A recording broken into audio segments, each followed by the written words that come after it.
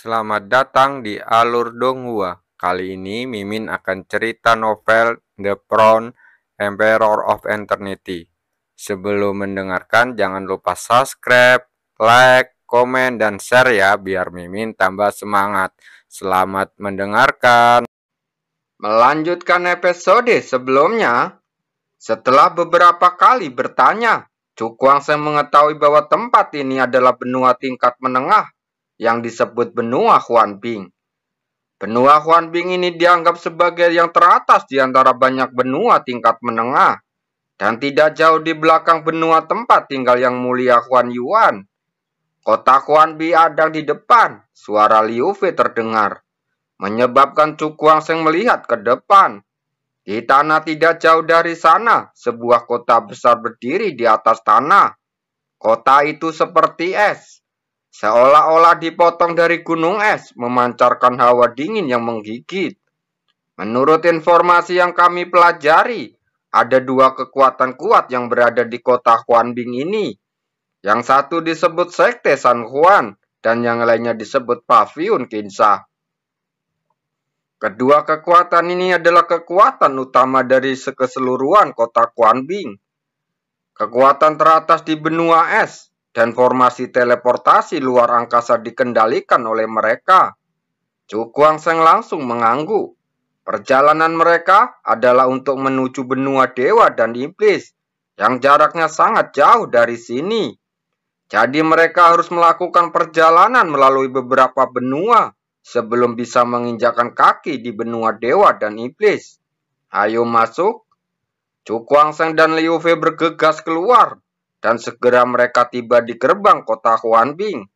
Agar tidak menarik perhatian, keduanya berjalan kaki menuju kota. Setelah melangkah ke kota Huanbing, rasa dingin yang mendalam menerpa wajah mereka, membuat pori-pori di seluruh tubuh mereka mengencang. Dingin sekali. Mendengar ini, Liu Fei terkekeh. Sebagian besar praktisi di kota Huanbing mempraktikkan teknik berbasis es. Jadi mereka telah mengumpulkan energi dingin yang begitu kuat. Cukuangse tersenyum tak berdaya, dan dia mengangkat kepalanya. Untuk melihat ke depan, sebuah jejak keraguan muncul di antara alisnya. Mengapa suasana di kota Huanbing begitu mencekam? Memikirkan hal ini, dia dan Liu Fei saling memandang. Dan mata Liu Fei juga mengungkapkan informasi yang serupa. Cari tempat dulu untuk bertanya, kata Cukuangse pelan. Liu Fei menepuk dagunya, melihat ke satu tempat dan berkata, ayo pergi ke sana. Arus orang di sana relatif padat. Kita seharusnya bisa mendapatkan kabar. Setelah mendengar ini, Cukuangse berjalan mendekat. 10 menit kemudian, keduanya muncul di depan sebuah gedung berlantai 3 dan mengikuti arus orang yang masuk. Saat menaiki tangga, sebelum benar-benar menginjakkan kaki di lantai 3, terdengar suara keras. Kali ini Sekte San Huan dan Pavilion Kinsa benar-benar bersaing satu sama lain. Mendengar ini, Cukuangse dan Liu Fei saling memandang dan tersenyum. Sepertinya tidak perlu bertanya dengan sengaja. Seseorang akan menjelaskannya dengan jelas. Masuk. Cukuangse melambaikan tangannya dan keduanya duduk di suatu tempat. Kurang dari setengah jam berikutnya, setelah pria itu selesai berbicara, Cukuangse hampir memahami situasi di kota Huanbing. Suasana tegang sebelumnya disebabkan oleh informasi teleportasi luar angkasa. Kultivator manapun tidak tahu bahwa formasi teleportasi luar angkasa adalah hal yang baik untuk mengumpulkan uang, dan semua kekuatan ingin menguasainya. Belakangan ini, Pavilion Kinsa sebenarnya telah mengambil inisiatif dan ingin menguasai formasi teleportasi luar angkasa sendirian. Langkah ini tentu saja menyebabkan ketidakpuasan terhadap kekuatan besar lainnya di kota, yaitu Sekte San Huan. Setelah pertarungan, tidak ada pihak yang mendapatkan keuntungan, sehingga suasana di kota menjadi sangat tegang.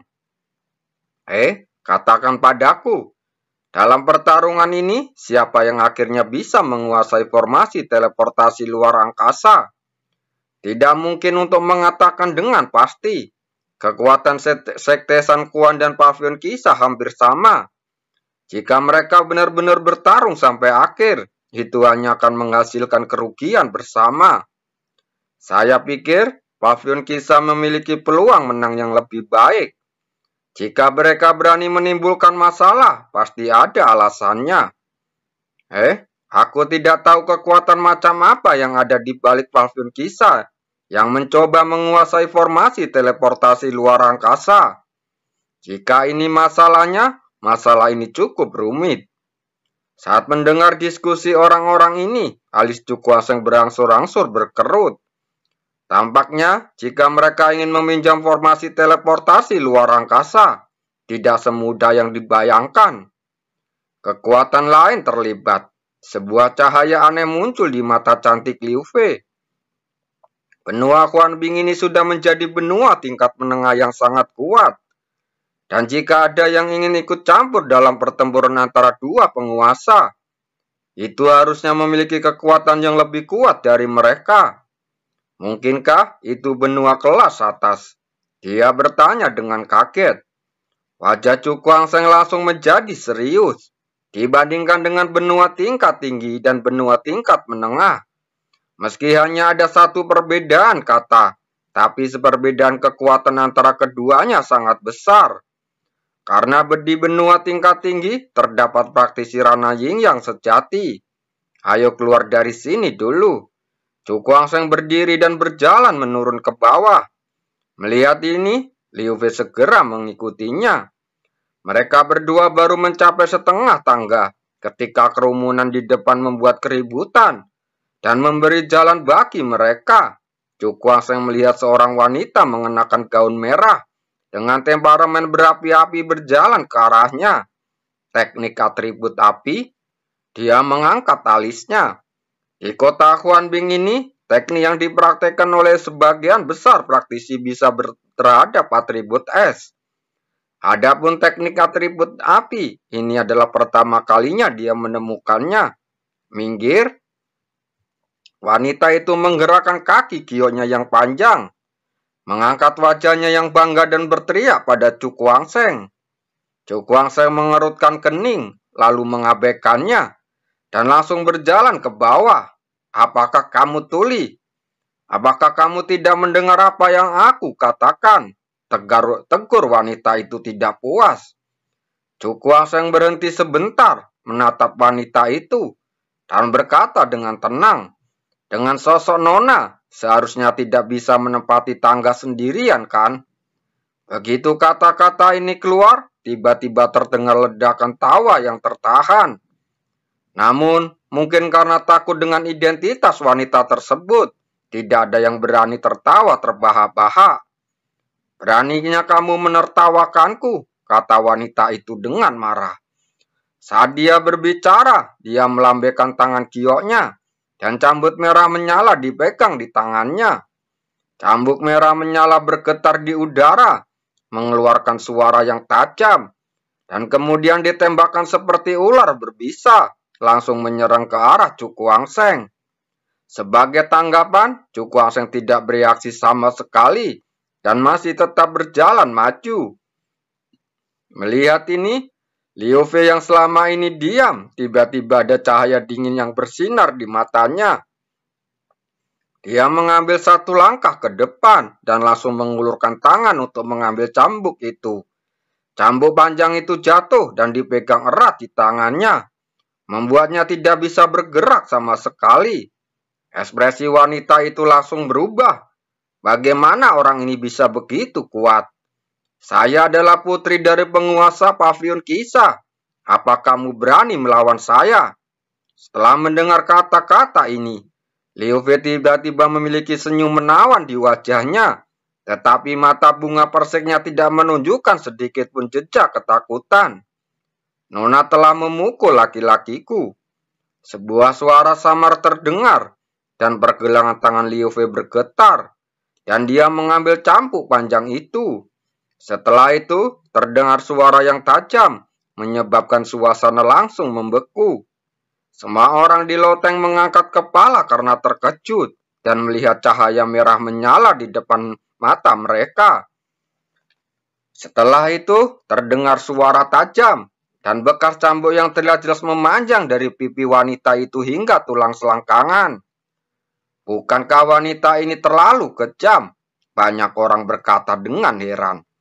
Wanita ini adalah putri dari Master Pavilion Kisah, dan sekarang wajahnya ditampar dengan cambuk. Ini benar-benar pemberani. Beberapa orang memandang Cukuangseng yang tampak tenang saat berkata. Mengenai Pavilion Kisah, banyak orang yang ingin marah, tetapi tidak berani angkat bicara. Sekarang mereka melihat wanita itu diberi pelajaran seperti itu. Tentu saja mereka merasa bahagia. Di antara kerumunan, wanita itu menutupi pipinya yang terbakar dan menatap Liu Fei dengan mata terbelalak. Ekspresinya penuh rasa tidak percaya. Beraninya kamu memukulku. Aku akan membunuhmu. Setelah tertegun cukup lama, wanita itu tiba-tiba berteriak. Tetapi ketika matanya bertemu dengan tatapan dingin Liu Fei, hatinya tiba-tiba bergetar dan tanpa sadar terdiam. Ayo pergi, kata Cukuangseng pelan. Bahkan tanpa melihat wanita itu, dia melangkah pergi. Liu Fei melemparkan cambuk panjang itu dengan santai dan segera mengikutinya. Penampilan wanita mungil seperti itu tidak seganas dulu. Jika kalian berdua pergi begitu saja, apakah kamu tidak menganggap wajah Pavilion Kisah? Tepat ketika keduanya hendak keluar dari loteng, sebuah suara samar terdengar, membuat hati semua orang bergetar. Itu tuan muda kedua dari Pavilion Kisah, Zhao Liang. Seseorang berkata dengan ekspresi ketakutan di wajahnya. Reputasi jahat orang ini di kota Huanbing membuat semua orang mendengarnya seperti guntur. Kakak, bantu aku membunuh pelacur ini. Wanita sebelumnya menutupi wajahnya dan berteriak dengan keras. Mendengar kata-kata tersebut, Zhao Liang berbalik dan melihat seorang wanita yang marah turun dari lantai 2. Adik perempuan. Ketika dia melihat noda darah di pipi wanita itu, ekspresinya langsung menjadi sangat suram. Jarang sekali ada orang yang tidak menganggap serius Pavilion Kisah kita. Cukuangseng mengangkat kelopak matanya dan berkata dengan tenang, apakah kamu buta? Hahaha. Oke, ekspresinya penuh kedinginan. Serahkan wanita ini dan berlutut di depan adikku. Memohon maaf padanya dan aku bisa mengampuni nyawamu. Begitu kata-kata ini keluar, banyak orang yang langsung gemetar. Melihat penampilannya, tuan muda kedua Pavilion Kisah benar-benar marah. Wajar karena adiknya ditampar mukanya di depan umum. Hal seperti itu sungguh memalukan dan penghinaan bagi Pavilion Kisah. Ekspresi Cukuangseng tetap tenang. Dia mengangkat kepalanya dan menatap Zhao Liang dengan cahaya dingin samar melewati matanya. Apakah kamu merasa seperti aku menampar wajah Pavilion Kisahmu? Zhao Liang tersenyum dingin dan berkata, bagaimana menurutmu? Karena kamu telah melakukan kesalahan, kamu harus membayar harga yang pantas. Setelah mendengar ini, mulut Cukuangseng melengkung tajam. Maaf, aku memang orang yang selalu suka menjadi sombong dan tidak masuk akal. Jadi selanjutnya, aku tidak hanya akan menampar wajah Pavilion Kisah, tetapi juga akan menginjak wajahmu beberapa kali. Jika tidak, bagaimana saya bisa menunjukkan rasa hormat saya kepada Pavilion Kisah? Sebuah suara samar terdengar, yang segera membuat banyak orang tercengang. Anak ini benar-benar mengira Pavilion Kisah adalah sesuatu yang dia bisa buat mainan, dan bisa diinjak-injak sesuka hatinya. Wajah Zhao Liang berubah sangat muram, dan dia berkata dengan marah, anak yang sombong, wajahku ada di sini. Bagaimana kamu cara menginjaknya? Cukuangseng menyeringai dan berkata, kalau begitu, aku akan melakukannya. Sebelum dia selesai berbicara, sosoknya menghilang seketika, menghindari pandangan semua orang.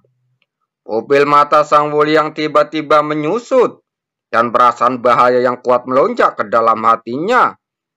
Sebelum dia sempat bereaksi, sebuah tinju dengan cepat membesar dan langsung menghantam dadanya. Saat berikutnya, banyak orang langsung tercengang melihat Sang Wuliang yang telah mencapai ranah Zotian tingkat ke-8, memuntahkan darah dan terpental, jatuh ke tanah dengan panik. Sebuah suara yang dalam terdengar dan sebelum Sang Wuliang sempat bereaksi, sebuah kaki besar jatuh dari langit dan langsung menginjak wajahnya. Ah! Setelah berteriak, jejak kaki besar berwarna merah darah muncul di separuh wajah Sang Wuliang. Dan penangkapan berdarah itu sangat menakutkan. Di bawah tatapan ngeri orang yang tak terhitung jumlahnya, Cu Kuangseng perlahan menarik kembali telapak kakinya dengan ekspresi tenang di wajahnya. Saya tidak tahu apakah Tuan sepuas dengan tendangan saya ini.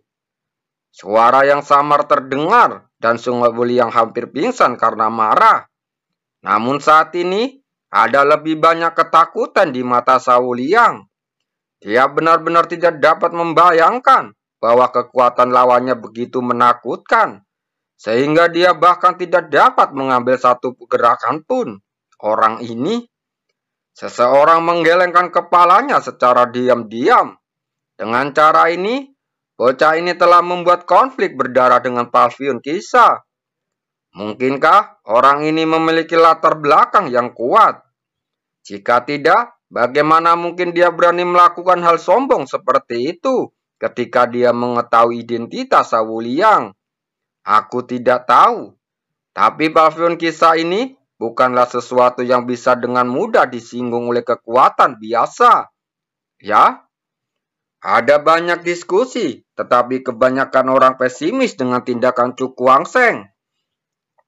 Lagi pula, naga yang kuat tidak bisa mengalahkan ular lokal. Bahkan jika anak ini benar-benar memiliki latar belakang tertentu, dia saat ini berada dalam wilayah Palfion Kisah. Mengenai diskusi ini, Cu Kuangseng bertindak seolah-olah dia belum pernah mendengarnya.